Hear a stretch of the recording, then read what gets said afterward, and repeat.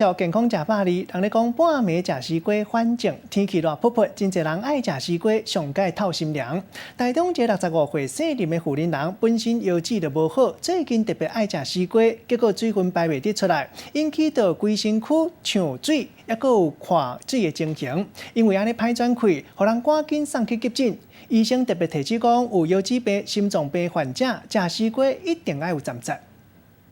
好，你的小爱西瓜好喽。热天的天气真翕热，食一个西瓜上透心凉。不过，伫台中有一个65岁姓林的妇人人，最近伊3顿食饱了后，拢一直食西瓜，毋但体重加5公斤，煞来规分丝拢汗水，甚至佫呼吸困难，紧送去病院来洗腰子，命才保条咧。他的反应当然第一个是说，哦，吃西瓜在严重哦，第二个是吃完就真的会喘啊，之后他就会特别跟家里的人讲。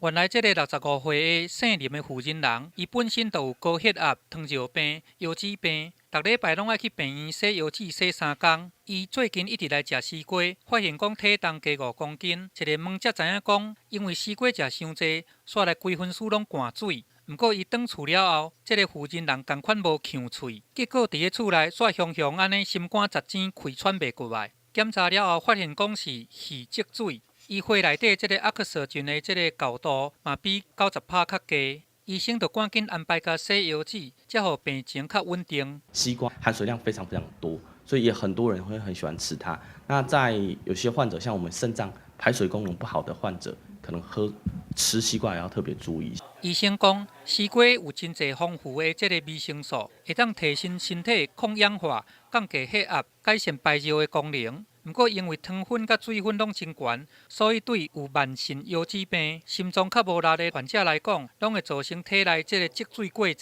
建议若要食进前，就要看病情甲你的排尿量，才来决定食的量，才袂讲来贪着一时的凉爽，煞来造成腰子功能的恶化，影响到健康，安尼就真无好。记者综合报道。